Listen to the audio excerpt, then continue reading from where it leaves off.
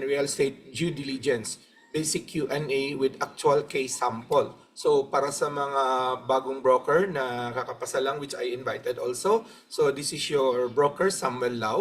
So I have here my email and my mobile, Viber and WhatsApp. Okay, disclaimer muna tayo. Yung pag-usapan natin ngayon is all training based on actual practice, educational purpose only, no? So real estate transaction involving legal, tax, regulatory matters should be reviewed by licensed lawyer, accountant, relevant government agencies to ensure compliance with our Philippine laws. So the purpose of tonight training is designed to help our real estate brokers and agents, buyer brokers, seller brokers, property practitioners to understand the basic due diligence process before entering into real estate transaction.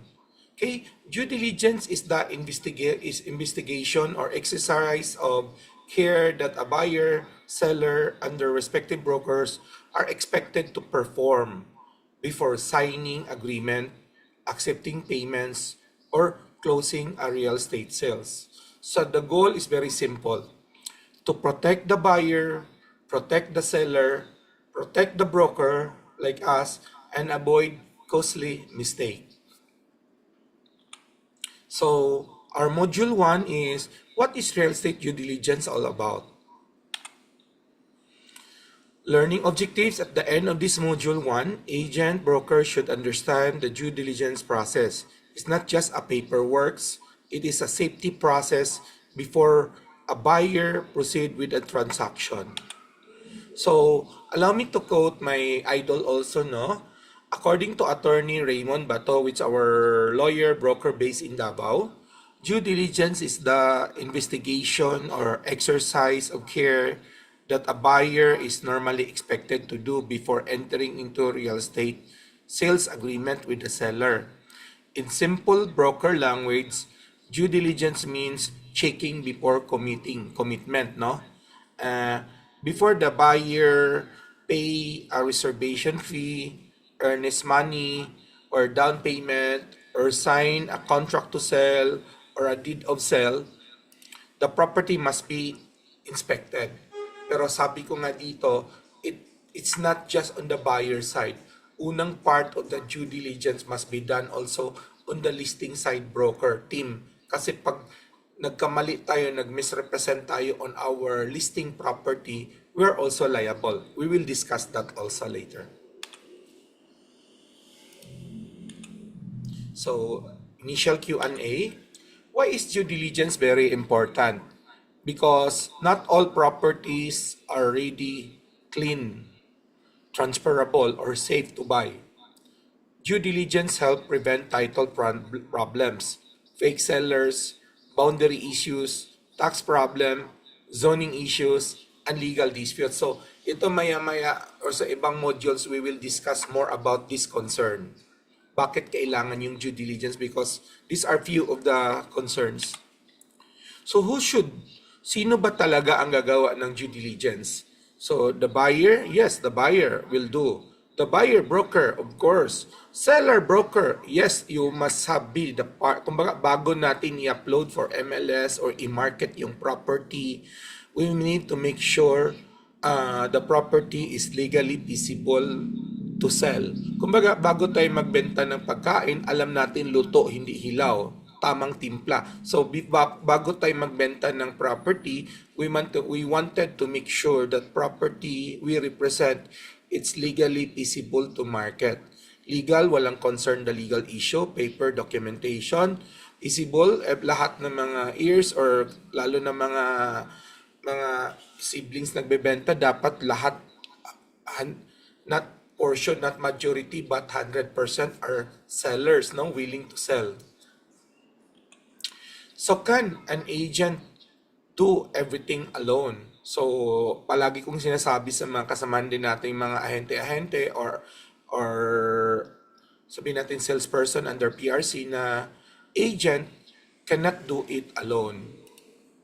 Agent can assist and coordinate, but the legal, technical, tax, and survey matters must be verified by proper professionals. Yung accountant, yung surveyor, yung lawyer, yung real estate broker, kung saan si ahente nag-work under the supervision of that licensed broker. So, we don't, kumbaga, hindi natin inalis yung mga ahente or mga enterprising agents natin na gustong mag-livelihood into real estate.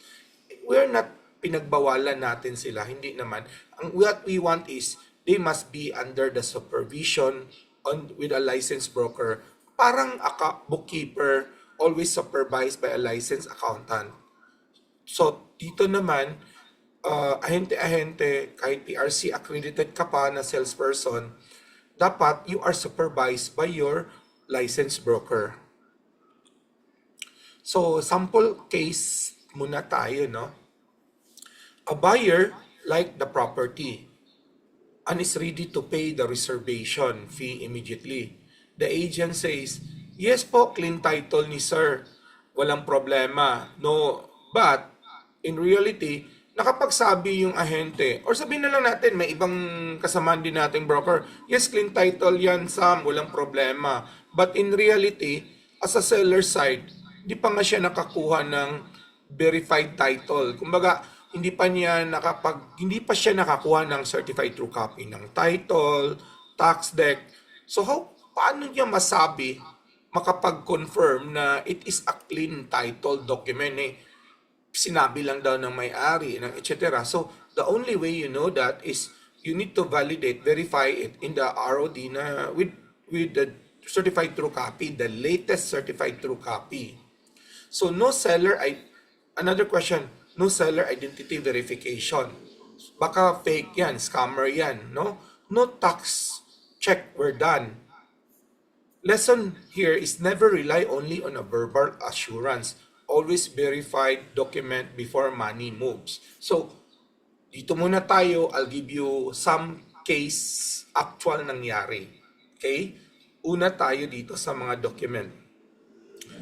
May mga nagsabi ng mga kasamahan natin na, of course, hindi ko na lang i-mention yung name, no? I respected, they are also licensed broker. Kaya nga, the reason I'm doing this, parang advocacy na lang natin because we are dealing with fellow brokers natin nationwide. So, during my time, not all brokers are sharing their knowledge, their experience. Kaya naman tuloy-tuloy, hindi natin maiwasan na theory is theory but iba yung nasa practice na actual, no? So may mga na-experience tayong transaction na akala ng listing broker, trabaho ng buyer side broker to verify. So they just submit and submit. So they've been spending months of effort and money in advertising. Then nakita natin sa Lamudi or sa MLS yung listing nila. So pinasilip natin sa kliyente natin. Then when we exchange document na, when I get certified true copy, dun lumabas my adverse claim. From the first thing first, sabi ko sa kasama nating broker, sabi mo malinis, ba't may adverse claim ito ngayon? Yun pala, never siya lang kumuha ng certified true copy on the RD. So, naniwala lang siya sa salita ng property owner. Si property owner naman nabigla, bakit merong ganon? Okay, so yun pala, may utang. Then nag-adverse claim doon. Maraming case, may isang case pa ako dito sa Mandaue na the seller are 7 siblings. 7. Yung isa may utang. Nagnegosyo ng alahas, kumuha siya ng wholesale din nagbebenta. So hindi siya nakabayad, so hinabol yung share niya nung supplier ng alahas. So nagtago, bottom line na panalo, tsaka na-annotate doon sa title yung claim na yung 1/7 share is being awarded in favor to that wholesaler ng alahas. So nalaman na lang namin yan when we do certified true copy on the buyer side na may na-annotation pala doon. Hindi alam ng ibang kapatid, akala nila malinis yung document. So hindi namin maibenta kasi hindi nila kilala yung nag-annotate. So we research kung sino yung party na yun. At least at the end of more than a month, nahanap din namin. Okay? Dito naman sa seller identity, we need to verify. Nandun yung we need to ask. Kumbaga, magmarites tayo. So we go back to the property with all the identification of the seller. Tanong natin sa mga kapitbahay kung si Juan de la Cruz, based on this picture on the ID, kilala nila ito ba si Juan de la Cruz? Ito bang property owner dito? So tanong-tanong tayo. Tsaka government ID, yung pwede natin ma-validate. Okay, so we have a case in Talisay. The seller group, we are on the buyer side. So we have a buyer for that property. The seller group presented after several exchange document. So nagustuhan ng client namin, we're willing now to put an earnest money. Earnest money pa naman, no? Then we have part of that LOI with the earnest money kasunduan is we're giving another 60 days kasi malaking transaction yon to do deeper due diligence with the property.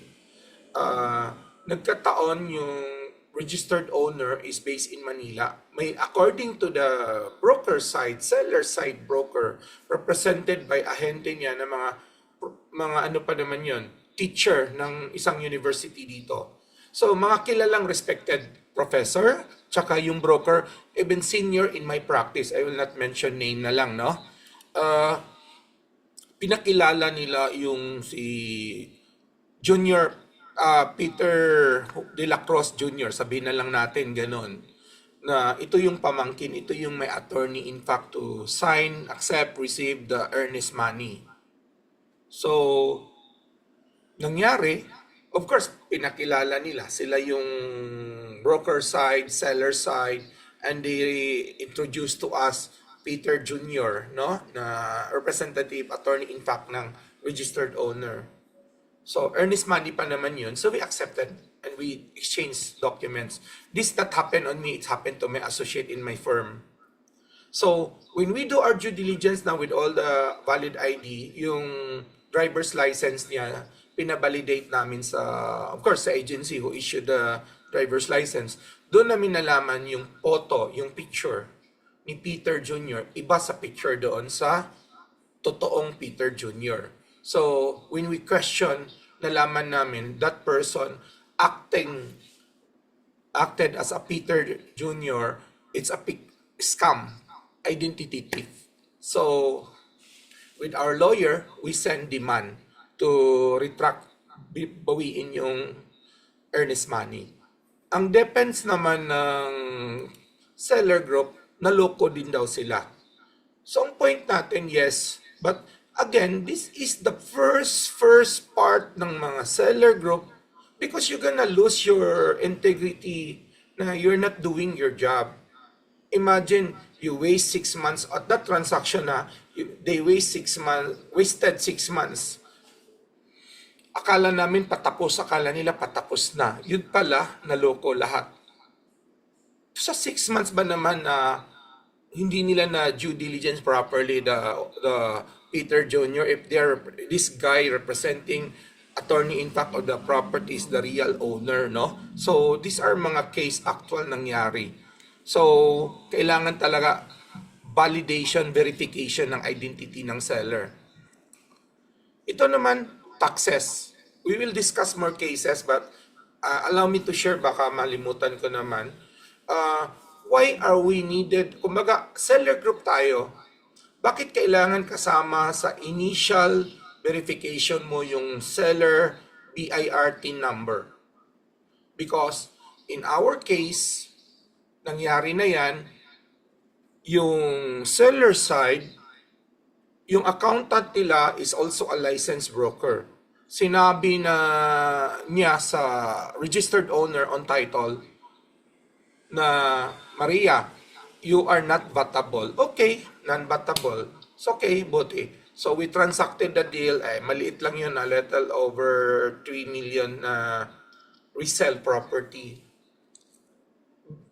When we pay on the BIR for assessment computation, lumabas, si Maria is vatable. Ngayon, nagpingpong. Kasi gusto ni Maria on nakasunduan net. Buti na lang when we review our LOI, letter of intent to buy, naisulat ko doon na yes net yung offer niya. So initimize ko na capital gain, doc stamp, etc. is shouldered by the buyer. But seller shoulder the RPT, kung may mga RPT or association dues na hindi pa nabayaran. At naisulat ko din doon yung broker's commission na 5% shoulder ng seller. At naisulat ko doon, buti na lang, na if the transaction is buttable, kasi they claim it's not buttable. Kaya, pero naisulat ko pa din na if the transaction is buttable, it is shoulder by the seller. So, because of that, and again, bakit ba nangyari yon? Nag-insist kasi si broker at that time na hindi buttable. Sana binalidate nila, verify nila sa BIR para wala yung hindi yan parang sabi-sabi lang, no? Ano ba yan? Parang assumption lang, no? Sa sarili na it's not buttable. And bakit naging buttable? Because si Maria may boarding house business, apartment, registered single proprietorship. Anong TIN number gamit? Maria TIN number. So, the TIN number of Maria lumabas na engaged in real estate. Kaya, naging buttable, pati yung pagbenta niya ng mga property. So, that's the actual case, ha? So, para malinaw, dapat pa-validate natin yung seller TIN number. Another case na nangyari is in Naga, we purchased some property. Lumabas, yung property na yon is owned by, sabihin na lang natin, Lomen. Si Lomen is single proprietorship running commercial leasing property. Well, willing to pay back naman, walang issue. But the concern here is this. When we have the proper TIN number verified, lumabas ang dami niyang open case. So sinabi ng BIR na, Sam, bago niyo bilhin ito, advise Lomen to settle the open case. Kasi hindi namin, ito first time ko to yun na experience. Sabi ko, what's the relationship of the taxes paying for the related to the sale of property, tsaka itong open case niya? Sabi ng taga-BIR, Sam, after the pandemic, the mandate of the itaas, DOJ is, Department of Finance is, as much possible, pag ganitong mga transaction, mga may open cases yung seller, we need to collect their open cases para bago magbenta ng property. Which is the best time for us to collect money. Kasi si seller, hindi na iiwas. Kasi magbebenta na siya ng property, hindi namin pa-process pag hindi niya sinettle yung open cases niya. Okay? So, mga few sample lang muna yun, ha. Hope medyo may natutunan kayo doon. So, pag may mga question kayo doon, initially wala pa masyado, no? Just type it, balikan lang natin. Okay, so let's go to module 2. The two main parties in due diligence. Ano kaya to, no? Sure. Broker agent should understand the role of the buyer side, seller side, buyer broker, seller broker.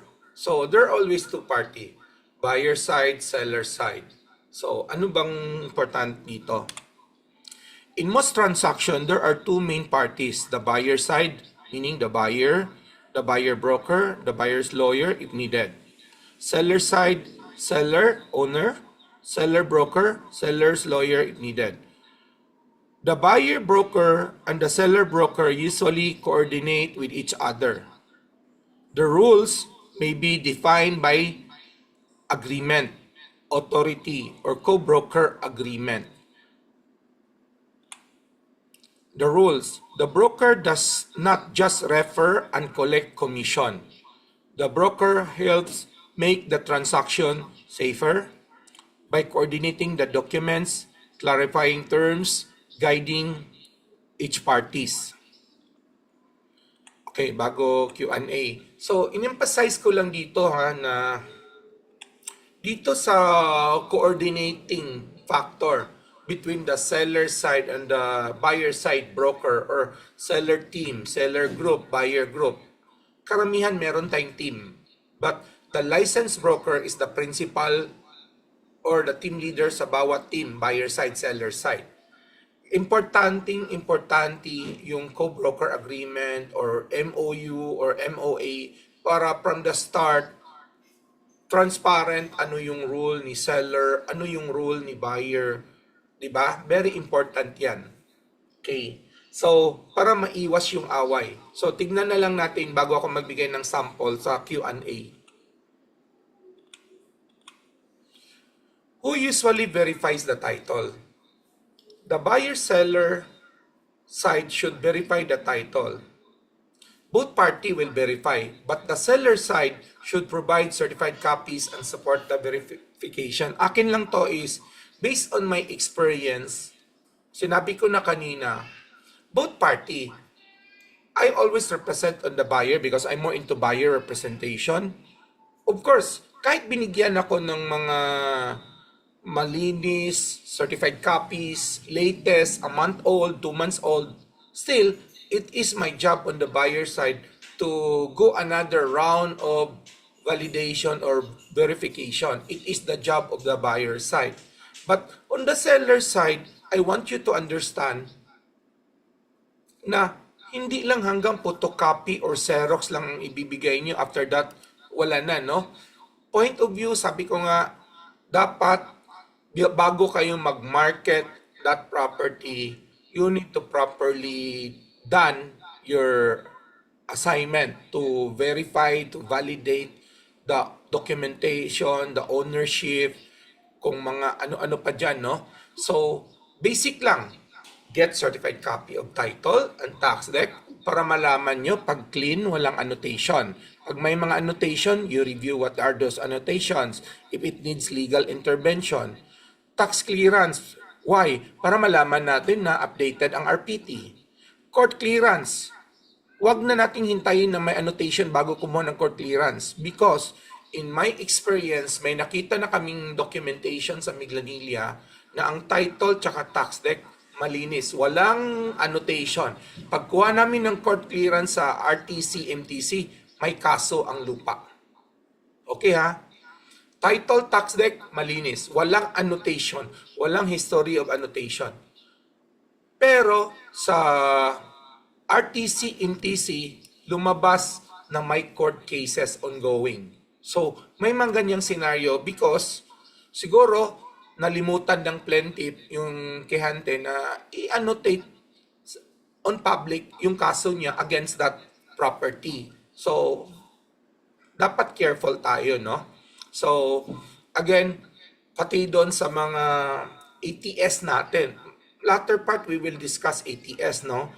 But, kailangan din ma-interview natin. Nagbigay sa iyo, may nangyari na sa akin.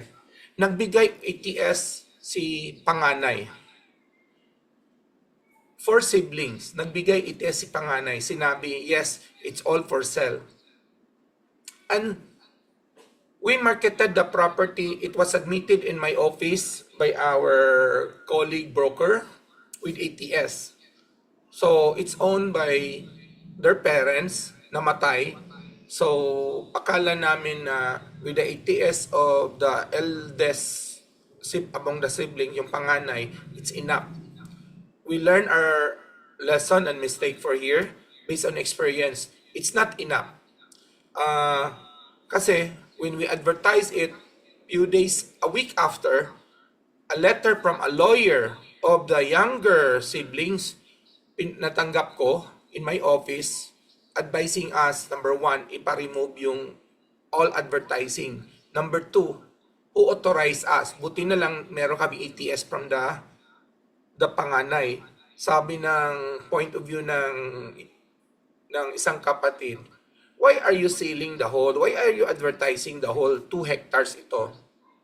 We don't have extrajudicial partition pa. We are not selling. 2 of us are not selling. 2 of them are selling. So, which part of the 2 hectares are you selling?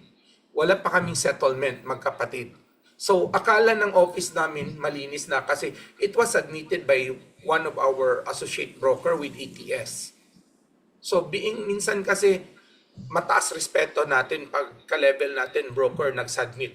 Kaya nga the reason I'm doing this because to inform all brokers na it's not we don't respect our license but we need to do our job to do the proper validation.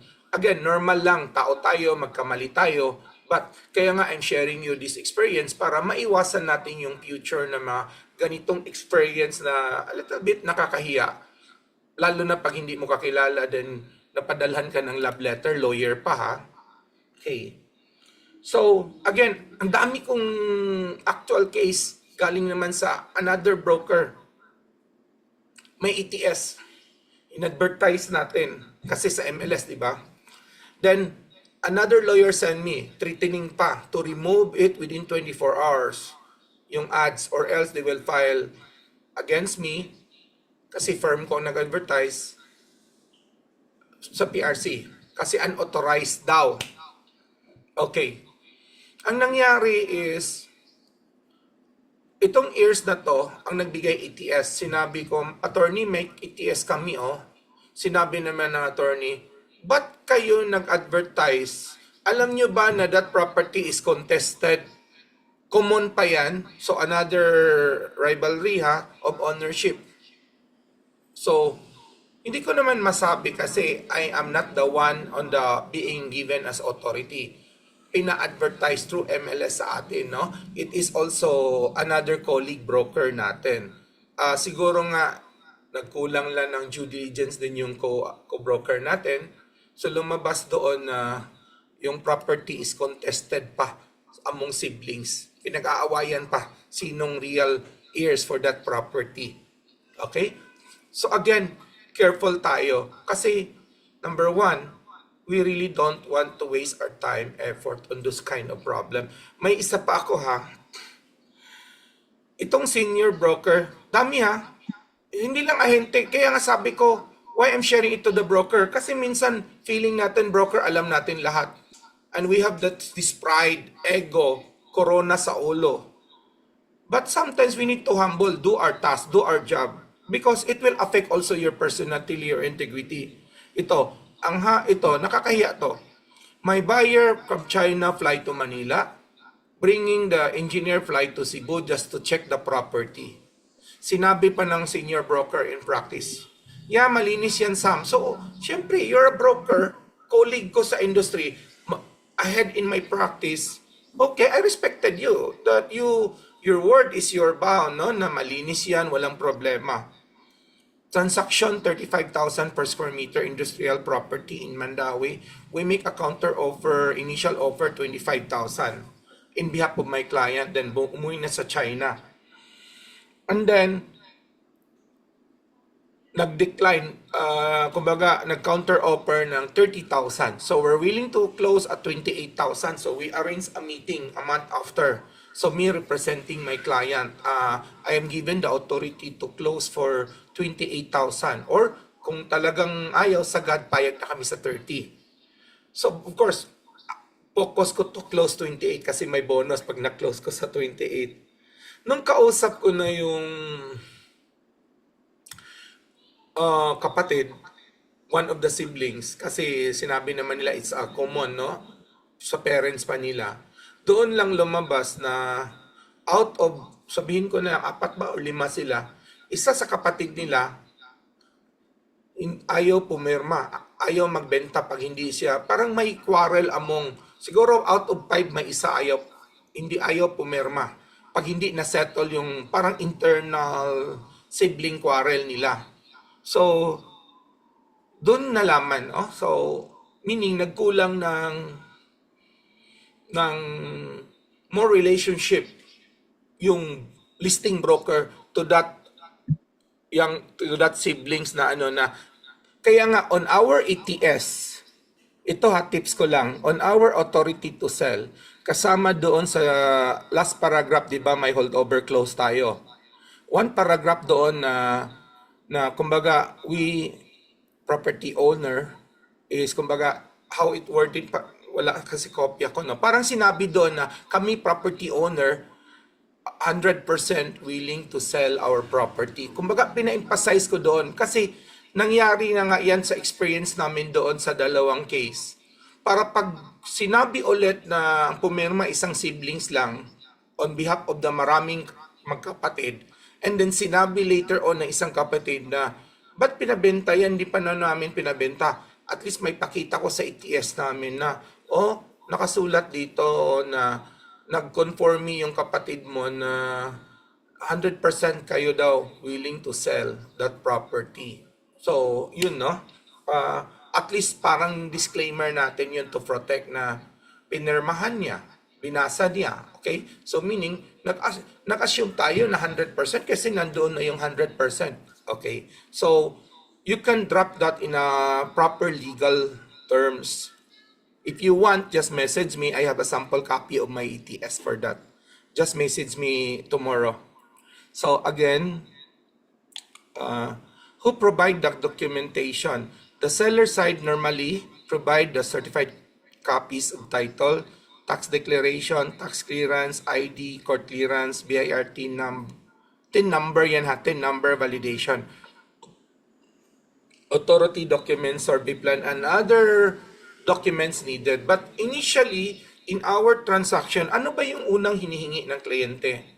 Okay, sabihin ko na lang sa mga kasamahan natin ha, para hindi naman yung pabalik-balik. Di ba, if our buyer want, anong unang hinihingi ng buyer? Saan ba yung location ng property? So that's simple. Google coordinates or Google Map drop in with landmark. Magbigay naman may landmark, no? Pangalawa, anong shape ng lupa? So sketch plan with technical description. Dapat clear yung mabasa yung mga numero. Pangatlo, simply describe the property with the price, taxes terms, yun. So those are initial, lalo na pag broker ka. Then pag kinonsider ng kliyente, okay, let's consider the location. And then that's the time I will ask the documents. Okay? Initial validation is, sinabi na natin kanina, the title, the tax deck, verified copy, para alam natin mga walang annotation, the tax clearance para alam natin yung RPT, the court clearance para alam natin na walang kaso, MTC and RTC, seller government ID, kasama TIN number para BIR TIN validation. Ito muna initial round of due diligence in terms of ownership and documentation para alam natin if we needed more. Pag dun muna initial, no? So who paid the broker commission?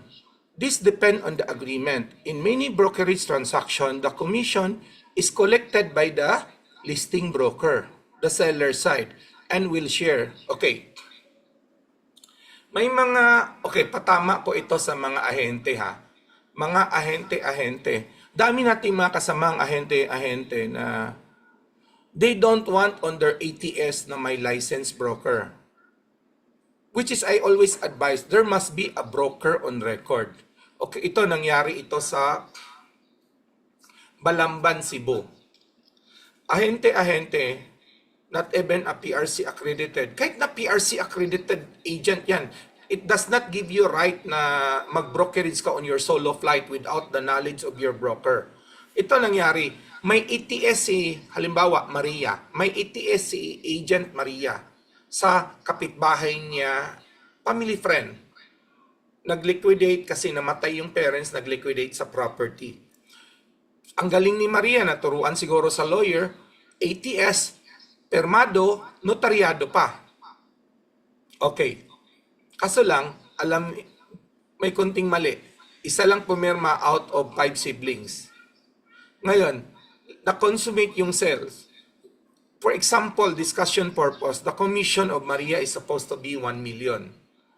Nung malaman ng isang kapatid na si Maria is not a licensed broker, siguro may alam yung kapatid na yon, sinabi niya sa magkapatid na, why are we giving 1 million to Maria? Hindi naman yan licensed broker. So, let's give her finder's fee. Siguro may alam yun sa Resalo kasi pati word finder's fee. So binigyan siya 200,000 instead of 1 million. So itong Maria naman to, siguro nabasa niya yung vlog natin or YouTube natin, and then he called me up. She called me up, Sam, I need your help, ganito. So nung malaman ko, sabi ko kay Maria, I cannot help you. Number one, I'm not a broker on record in your ATS. Wala nga akong authority para mag-involve or humingi, mag-send statement doon sa, kasi gusto niya isingit ako na ako daw yung broker para ako na magdala ng statement maningil sa balance. Sabi ko, I cannot because I'm not part of your ATS from the start. Hindi mo pwedeng ipasok na lang. Pangalawa, gusto niya magsampa ng kaso sa barangay para pag hindi na go up kaso para sa kulang. Sabi ko, kung mag-file ka case, anong case mo? Recollection of commission. Baka sila pa magsampa sa'yo, baliktad, na you're practicing real estate as not real estate broker.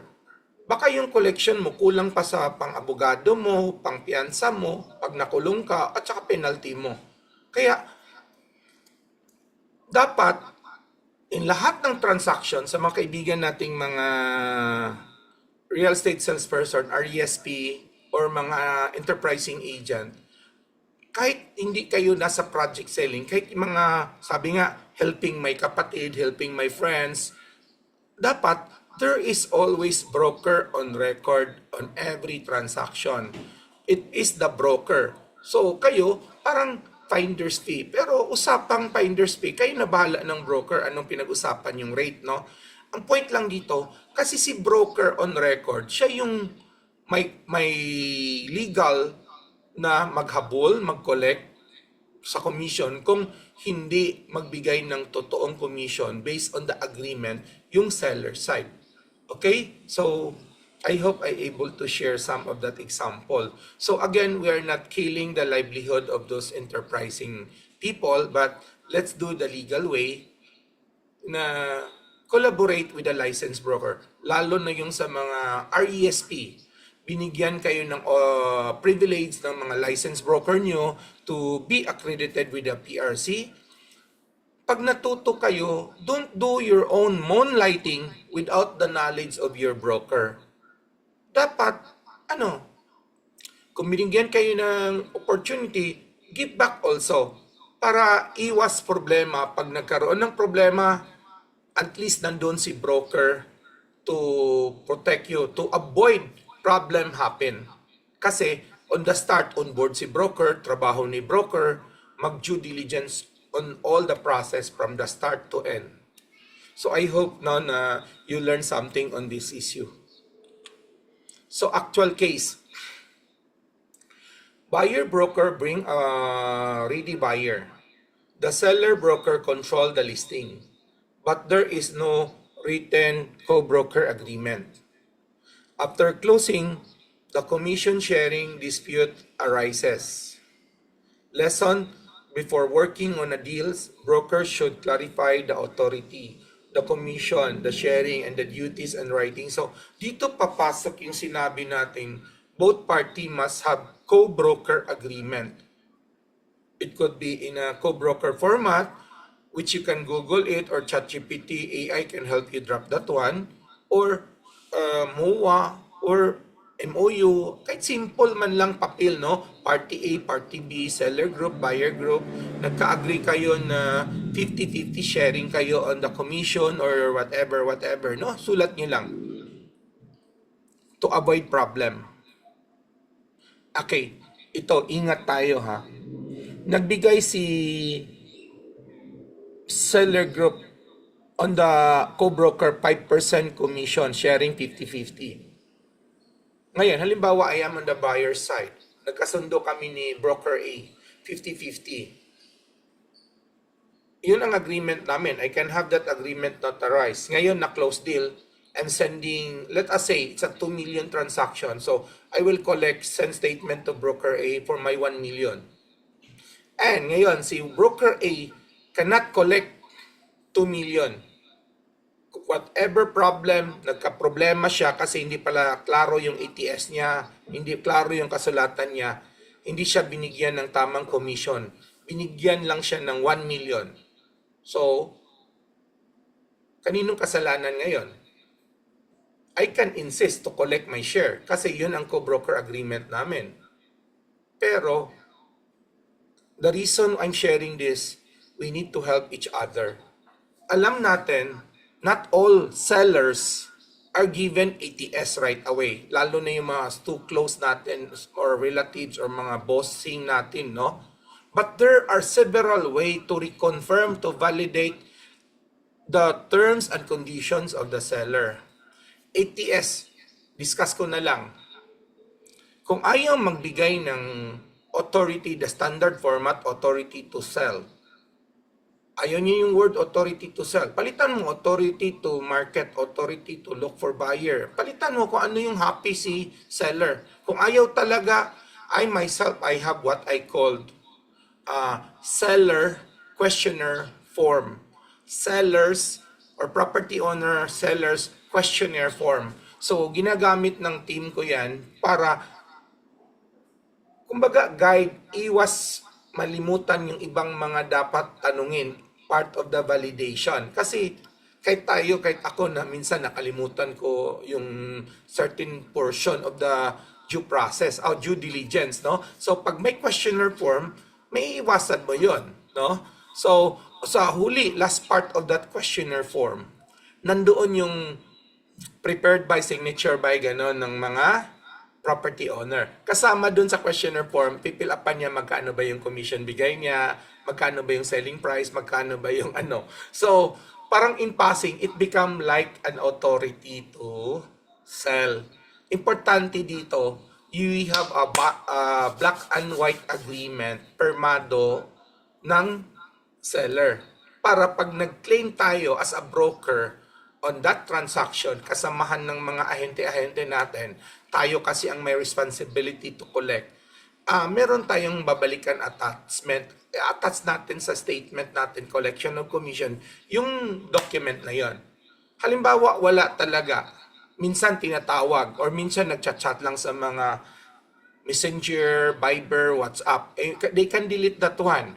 So, on my part, I'm sharing it to you because I want you to do it undocumented kasi pag tayong nagiging magkako-broker at saka you're on the seller side and I'm not sharing this to you, baka matabla yung commission natin, di ba? So, the reason I'm sharing this is gather all, screenshot it all, and minsan nga I call the, after I talk with the property owner, I email the property owner. Hi, Mr. Property Owner. This is to summarize what we discussed over the phone. Please allow me to sum up everything. Kindly review and freely edit kung anong dapat, kung may mali, no? So, nandoon yung location, description of the property, area, TCT, nandoon yung selling price. Puro may question mark. So, number 1, ito, question mark. Para yes or no, yes or no. Then, nandoon yung seller shoulder following, ching-ching-ching, yes or no, then nandito, yes. Seller's commission, so, nandun, di ba? Please kindly, freely review, edit, and conform me. So, when the seller reply through email, confirming all those things, kasi nasa dulo, bago ko tapos, my last paragraph is, please kindly, freely edit, review, edit, and conform me, para bago ako gagawa ng formal offer sheets to my client, at least validated yung information galing sa'yo. Sinulat ko lang into black and white kung ano yung pinag-usapan natin. Baka may mali ako sa presyo, sa terms ng tax, etc. So, pag binalik niya email, confirming everything, may edit doon kung may mali, well, that is my own email validation authority from the seller with all the terms and conditions. So I can use that in the collection. But the last part also, if I registered my client to property owner, I am registering halimbawa, Mr. Ong, our buyer, interested on your property. So I submitted to Mr. Ong the following terms, condition, selling price, terms of taxes, who shoulder the taxes, who shoulder the commission, everything. Okay, prepared by broker Samuel Lau, received and conform me by property owner. So, pagtanggap niya doon, pag-receive niya, pag-conforming niya doon, so that's one way of your copy also na conform siya doon. So that's another thing. Another last part is, I'm too sigurista. Every time I make a letter of intent, LOI to purchase, kasama doon, this is your property was offered to us by broker A seller group. So we, okay, together with our buyer, Mr. Ong, we visit your property as I said by your broker seller group. So we'd like the property, etc. And then we submit our offer, our purchase, no, our letter of intent to buy. See the details below. So nandun yung purchase price, nandun yung terms, condition. Seller shoulder the following. Kasama doon yung, kasi net siya, sinabi na, so sama lang doon yung dapat yung RPT and other taxes and other payable prior to the date of sale, shoulder by the seller. Kasama dong commission, 5% shoulder by seller. So, naisulat ko pa rin doon. So, syempre, those are LOI. They have the rights to yes or no. But the point there is, pag nag-conforme siya, at least nandoon na yun. Pag ayaw naman niya doon sa 5% kasi yung ETS pala 3% lang. So, at least, he can always or she can always make a counter offer for that, no? By the way, our commission here is ano, pag pinayagan niya doon, at least pinayag din, pag pumayag siya doon, at least pumayag din doon sa ano, sa 5%. Okay, so hope it's clear now. Okay, so module 3 is a kind of more details. So relax muna. So if you have some question, please write up because I need to allocate few Q&A before we discuss another. So one more modules and we focus on the Q&A, then part 2 on next Tuesday. So learning objectives, agent should memorize, understand the basic checklist before pushing a property to closing. So ito yung mga next part na natin, part 2, no? So ano lang muna tayo. Key message, due diligence is not one step. It is a series of checks, no? Checking. A property may have a clean title but still have problems with position, access road, zoning. So meaning, hindi lang tayo dun sa documentation at saka personality, identity ng seller. We're gonna discuss next Tuesday, maybe half of this, no? Kasi as I said, I don't want to rush everything. I want you to understand step by step and give a lot of case. So I hope you find time next Tuesday. We will discuss this thing, no? So basic Q&A lang muna tayo. Is a clean title enough? No. A clean title is important, but it is not the only requirements. Why? So we discuss. What else should be checked aside from the title, aside from the documentation? It is number 1, sabi ko na kanina, seller identity. Number 2, baka may problema sa physical properties like the boundaries. Baka may problema sa taxation, yung business, baka may open case. Yung zoning, land use, yung road access or road network, survey, LGU records, DNR issue, court cases, and contract at iba-iba pa. So we discussed that on Tuesday. So actual case example, the title is clean, but the lot is landlocked and has no legal access road. Lesson, title checking and physical inspection must go hand in hand.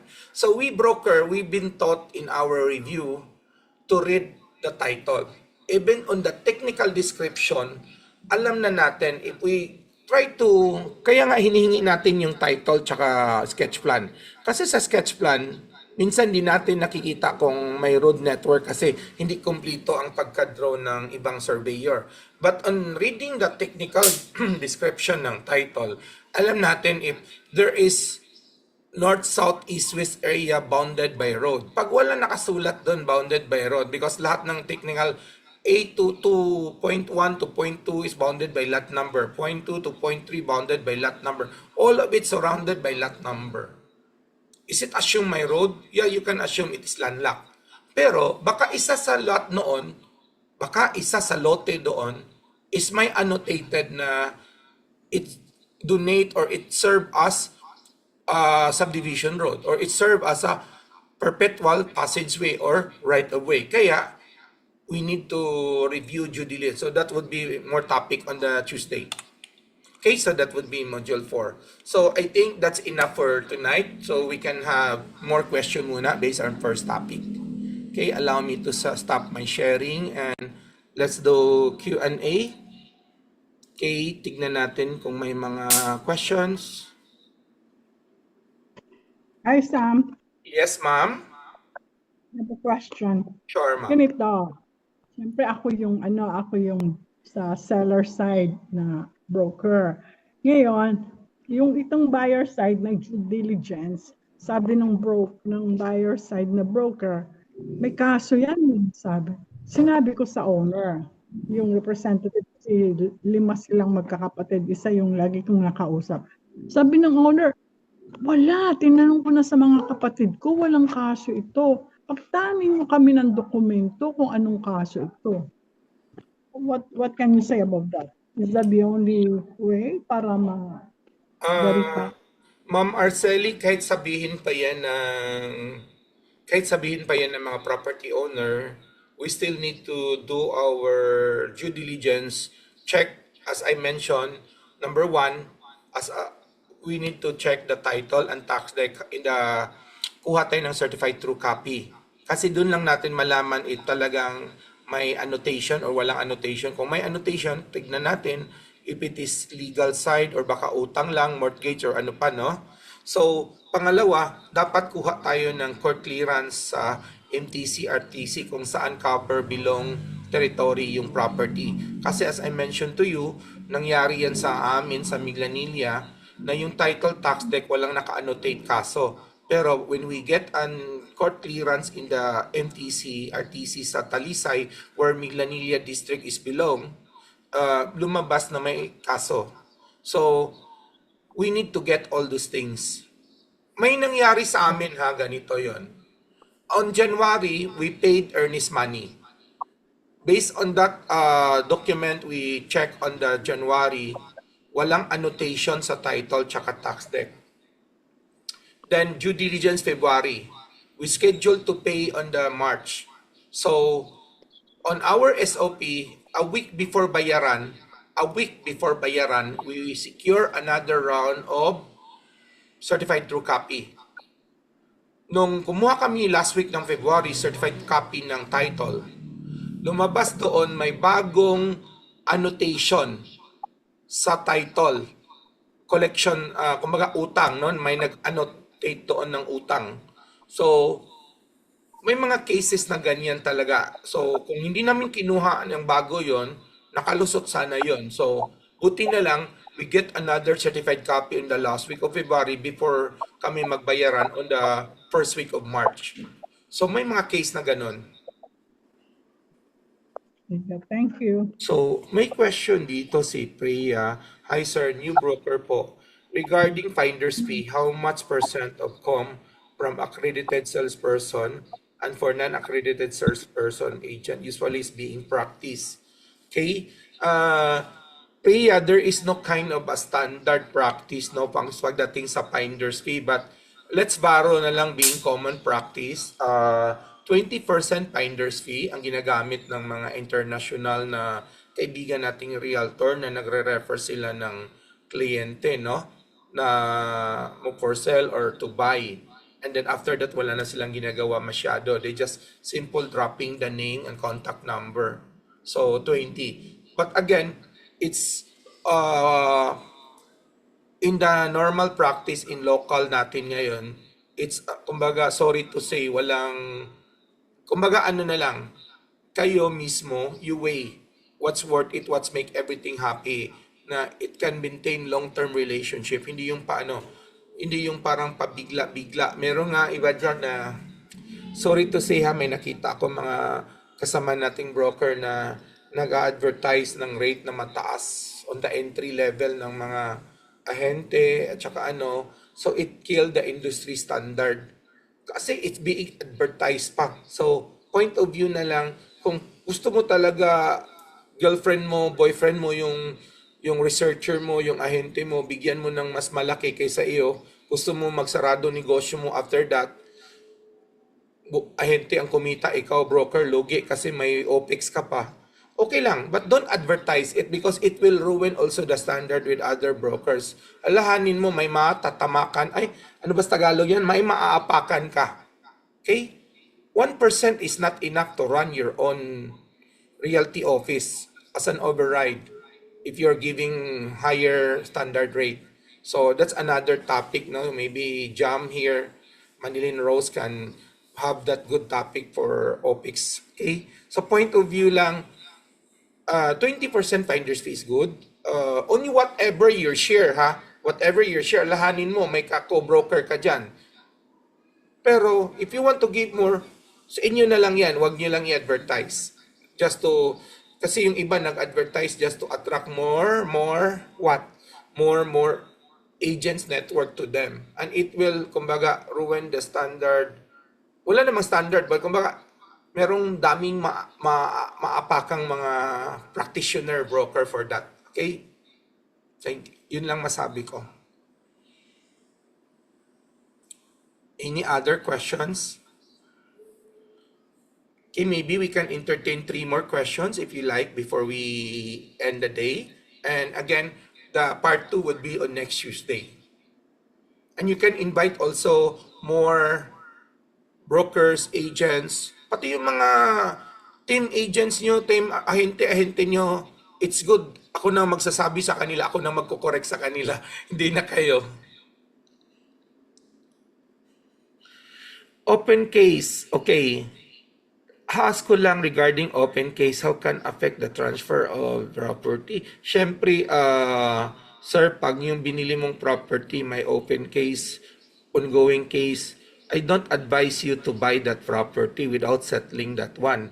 Pero, there are a lot of case naman na it's just parang, ano lang ba yun? Parang just to, ang term doon, your lawyer na lang. Let your lawyer make the legal decision and let your buyer make the final business decision. Kasi minsan, yung case is parang just harassment lang. Ano kung baga, harassing lang, no? Marami yan sa... there is... And the legal can always interpret na sabihin na buyer, let's buy this one. Don't worry about that case. Madali yan. I can have it canceled. Kumbaga, it's just that annotation. I can have it removed, no? So, depende yan sa legal opinion. Depende yan sa risk tolerance naman ng buyer. Minsan, nice to buy also property na may problema kasi mura-mura you can negotiate. Like, buying property na may, sabihin natin, may informal settler. Buying property na nag-aaway yung magkapatid but you buy the share of the dalawang kapatid or tatlong kapatid. May mga ibang case. We will discuss that on the other issue, no? So, but again, it must be the legal opinion kasi legal yan, case yan. Tsaka it must be the business risk tolerance naman ng buyer. Katulad ng isang Chinese dito sa Cebu. Mahilig bumili ng mga property na may kaso. Oh, may negosyo kasi dyan eh. If you buy it naman, very bargain and it's worth it naman, labanan mo yung kaso. But as long as on your legal opinion, it's winnable case. So why not, di ba? So, yun lang. And then, we can also sit down on that for more if you want me to know more about the status of the case. Okay, if the owner is a corporation, is a valid SIC cert authorizing the sales? Okay, good question, Magno. Okay. I have this office meeting. A broker, female broker, got to my office, presented the ATS, selling property in Ayala, Cebu. Ako naman, in respect to that in respect to that lady broker na may ATS, permado pa ng chairman of the board of that property, prime property in Ayala, Cebu. Without asking much more, kasi she's also a broker, kasama niya naman is a respected person, kakilala ko. I offered it to my client Manila-based na marami nang binibili sa akin dito sa Cebu. So nabigla na lang ako nung nandito na siya, coffee kami. Sabi niya, ikaw talaga Sam, ba't mo binibenta sa akin lupa ko? Sabi, yun pala, yung property na yon, corporation owner, isa pala siya sa incorporator. Sabi niya, Sam, sabihin ko sa'yo, tanungin mo, may 6 cert ba yan? May board resolution ba yan? Sabihin ko sa'yo, wala. On our corporation, Sam, meron kaming internal arrangement kasama doon sa bylaws namin na pag may isang incorporator aalis, i-offer muna niya sa mga existing incorporator. First refusal yung mga ibang incorporator. So, the answer of your question, Magno, number 1, yes, you need to ask 6 cert. As possible, you need to ask the board resolution. Bakit? Okay, para malaman mo ilang votes, ilang percentage. Kasi pag lumabas, majority lang, 55%. You need to ask the articles and bylaws. Nandoon yung to liquidate, to sell property. Pag nakasulat doon, 2/3 or what, sabihin natin, sabihin natin 75%. But the person who signed that board resolution, their share is hanggang 65% lang. So, that cannot authorize to sell the property. Kulang yung votes, yung shares na yon. So, daming titignan dyan, no? So, you need to review. I hope na sagot ko yon. Not only 6 cert, you need to ask for board resolution. Dapat ma-ask mo sino yung nag-vote. Then, you need to ask the GIS. Kung sila ba yung mga active live incorporator, then match it also with their articles bylaw. Ilang percentage kailangan magbenta ng property. Okay, I hope I answered that question. Next, kailan hindi batable ang isang account? Okay, Fatima, ganito yun, no?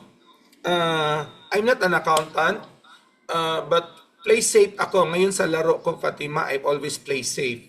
If I am on the seller side, I always have the seller TIN number validate on the BIR para malaman ko if it's battable or non-battable. Because naranasan na namin na owned by a couple and we're selling property less than, sabi ko nga noon, parang 3 million lang yon, but naging battable. Because yung couple, yung wife, may business pala na apartment, single proprietorship. The same TIN number, now lumabas on record ng BIR na engage in real estate.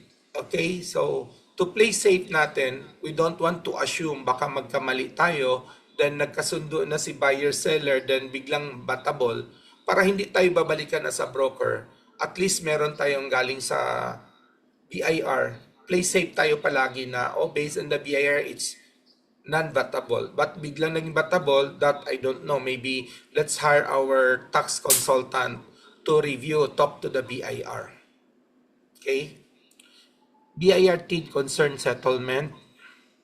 So, BIR TIN concern settlement. Ano to, Ronnie? Double TIN. May nakita kami noon problem, 2 TIN. So, error lang yon kasi kumuha sila ng bagong one-time TIN kasi hindi nakita yung old TIN. Supposed to be, sometimes human error din ng BIR, no, na you give the ID, dapat pag-type nila sa system nila, lalabas yung old TIN number. But at that case, lumabas kasi nabigyan ng one-time TIN for sell. Kasi nasa US yung ano, but before pala siya pumunta US, may TIN number na siya, old TIN number. Okay, Magno. So minutes of the meeting is needed. Check na lang natin on the legal side, on the lawyer yan. But I think board resolution, 6 cert, GIS, articles bylaws, para makita natin ilang percentage of both number of shares kailangan to liquidate an asset of the corporation. Sir, ask ko if may habol pa tayo if hindi mag-sign yung property owner ng ETS. Then, nag-meet na kami between buyer, then si buyer ng direct. Nag-meet na kami between buyer, then si buyer nag-direct sa owner. Okay. Na net is, pag wala tayong ETS, a little bit parang iwas tayo, parang delikado yung positioning natin, no, as a broker. Kaya bago mo i-meet yung si buyer tsaka yung si seller, as much possible, yung sinabi ko kanina na ayaw magbigay ng ETS, paki-validate lang ng ETS through conforming, kahit through email or kahit through text ninyo, basta may importante. Then, pag nag-meet na kayo ng dinala mo yung buyer mo doon, come up with also documentation. Katulad namin ha, in my firm, meron kaming tinatawag na every document we submitted to the any party, o broker, agents, or buyer team, meron kaming transmittal form that documented that kami nagbigay sa kanila to establish our relationship. Pangalawa, meron kaming mga tinatawag na groupie, selfie, video para documented ano kami, kumbaga nag-property tour. Pangatlo, pag dinala namin ang buyer sa property for property viewing, meron kaming ginawang, this is been practiced by the project selling department, di ba, when I'm in Robinson in-house before. We call that tripping form. So, and every tripping with our clients, meron kaming tripping form. Bago kami aalis, pinapil upan namin yan, sino yung mga kasama namin, ano yung mga lugar pupuntahan namin, then prepare oras, time and date, and then prepare sila sa baba, yung buyer, tsaka yung kasamahang ahente or broker. So, this all establish your Ipworth work with regards to that para in the absence of ETS, you can also go prove na ikaw nagdala. Meron kang mga ebidensyang maipakita.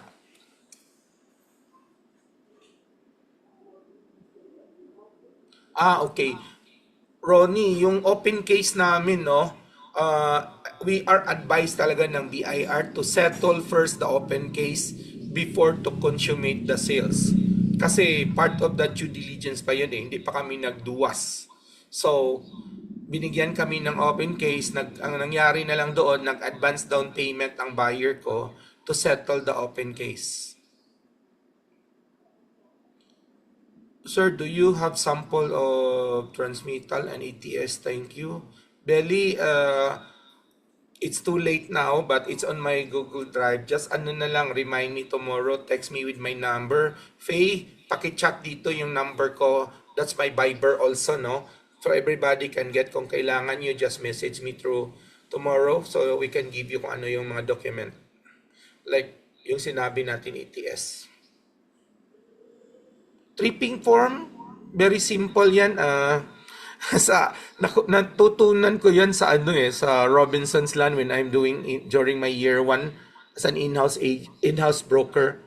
So ano lang, even AI or GPT or Google can give you tripping form, but remind me tomorrow, I'm willing to share you my tripping form. You can just edit it. Okay, ano pang question dito? Okay, Josephine, in my case kasi, nalaman namin in advance during the due diligence. So, we are advised by the BIR to settle it in advance to avoid problem in the process of the capital gain tax and etc. Kasi lumabas yung TIN number, may open case. So per advice BIR, we settle it in advance bago we consummate the sales. Parang katulad lang yan na may mga, we sell the property, may estate tax pa. So, we computed the estate tax, kasama na doon, sa down payment, we settle the estate tax. Okay. Faye, paki-chat dito yung number ko, Faye. By the way, we have here also my staff sign in here, phmls.net pre-user sign up. So, part of our event is sponsored by our company, yung PHMLS. So what is this PHMLS.net? This is for broker to broker, broker to seller, exclusive for for the brokers para the moment, halimbawa, the moment Billy subscribe on this platform for 1,000 a month, in real time, ma-download na doon yung mga existing inventory properties for sale ng iba-ibang subscriber. So, kahit bagong broker si Billy, automatically yung thousands of ongoing listing, magiging part na sa listing ng website ni Billy. So, pwede na niyang i-market yon sa mga buyer kasi that website, pag binigay ni Billy sa mga kliyente, pangalan lang niya, profile lang niya ang lalabas. Okay? I will discuss that website also next week, no? But if you want a little info about that, just do pre-sign up. Walang problema, walang fee yan.